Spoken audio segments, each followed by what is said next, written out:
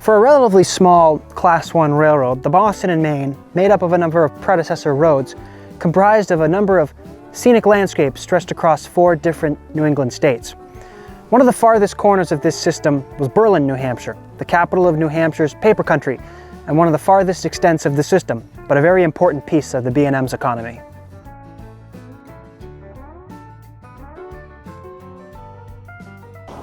The northernmost city in New Hampshire, Berlin lies in the heart of a heavily forested region, which makes it a perfect center for the lumber and forest products industries. In 1851, the St. Lawrence and Atlantic Railroad arrived here in Berlin, which was later absorbed by the Grand Trunk Railway, making it a subsidiary of Canadian National. This is the Grand Trunk Station and the old Grand Trunk line, which is still active, once again operated by the St. Lawrence and Atlantic Railway. The Androscoggin River, which passes through the center of Berlin, provided perfect power for the mills as well. By 1885, Berlin was home to several pulp and paper mills, including the Riverside Mill, Forest Fiber Company, and White Mountain Pulp and Paper.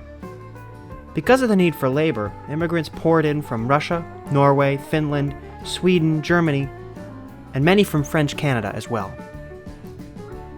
In 1874, the Concord and Montreal Railroad arrived in town with their Whitefield and Jefferson branch, and this was the last railroad line to reach the city. The Boston and Maine took control of the Concord and Montreal in 1895, and with it, the lucrative traffic in and out of the city. The line was operated primarily between White River Junction, Vermont, and Berlin, New Hampshire, and assumed many names over the years, such as the Berlin Branch and the Berlin Route Main Line. Basically, this line left the Passumpsic River Main Line at Wells River, crossed the Connecticut River into Woodsville, then proceeded east towards Berlin, crossing the Maine Central at several locations including Whitefield and Wambeck Junction. A notable feature was the bridge over the Grand Trunk Railway and the Androscoggin River in Gorham. The line was handled by freights JW1, JU1, and later WRBE. Power from the 1950s onward was often a combination of first-generation diesels, usually F7As, GP7s, RS3s, and later GP9s. This older power dominated the freights into the 1980s. In the late 1970s, some newer power, such as GP38-2s and GP40-2s, appeared.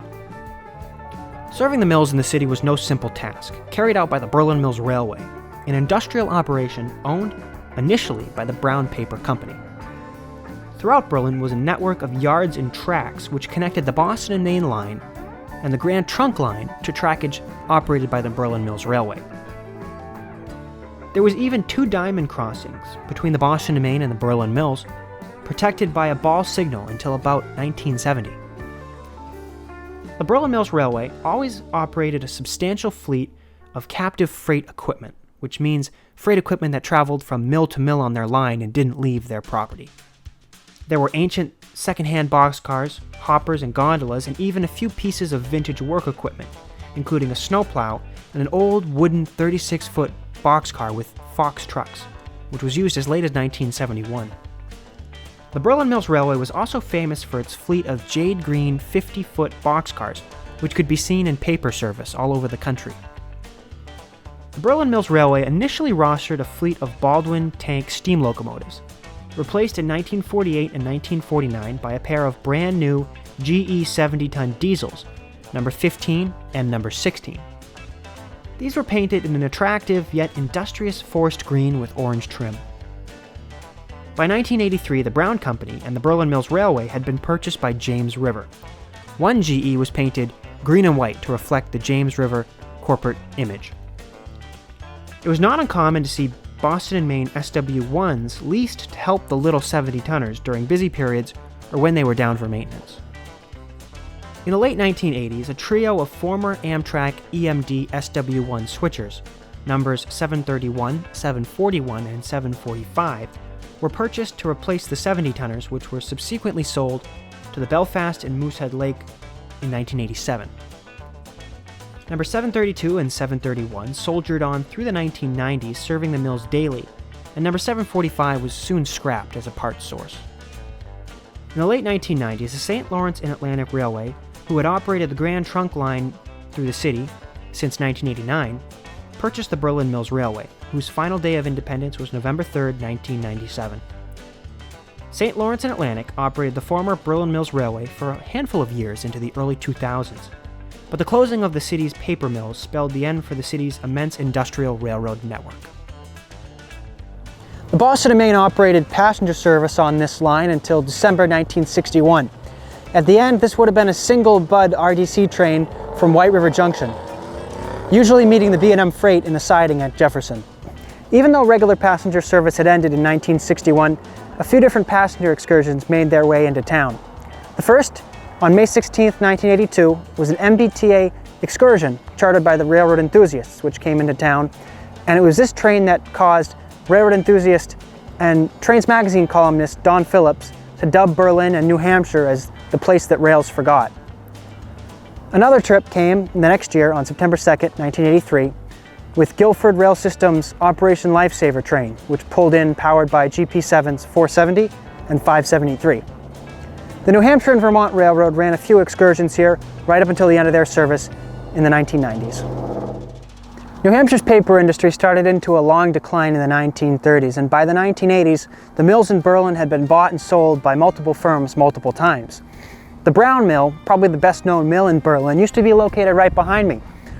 But by 1989, things had started to change in New Hampshire, and in Berlin especially. The Boston and Maine line had for years been the main source of train traffic in and out of the city.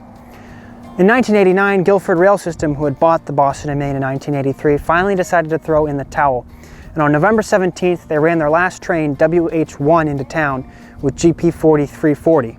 Came into town with only 13 cars, and 2 hours later, it left by itself. As a result, the Berlin Mills Railway decided to switch their source of traffic to the St. Lawrence and Atlantic Railway and obtain trackage rights over the SLR between the Brown Mill and the Cascade Mill just to the south. The B&M line was pulled up a few years after that. The St. Lawrence and Atlantic Railway, which purchased the Berlin Mills Railway in 1997, continued serving the mills in Berlin for a few more years, until the early 2000s. The old Brown Mill was torn down in 2006, but the Cascade Mill here at the Cascade Flats in Gorham is still open. It's operated by Gorham Tissue, and it's the last paper mill open in Coos County. It's not served by rail anymore, but the fact that it's open is a testament to the industry that made this part of New Hampshire become what it did. I've always had a personal fascination with the Berlin Mills and the paper industry because my family owned and operated a paper distributor in Manchester, New Hampshire, Central Paper Products, for many years.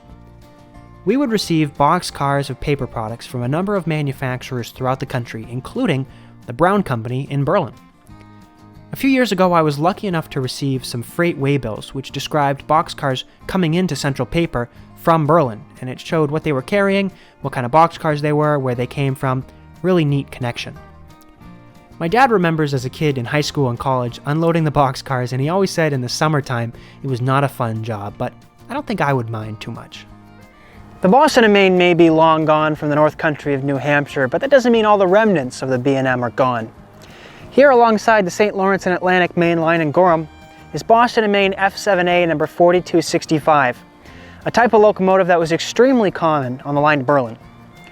This locomotive was a favorite of railroad enthusiast Don Preventure, who was from Gorham, and he did a lot of work to get this locomotive on display here at the Gorham Historical Society. Thanks, Don.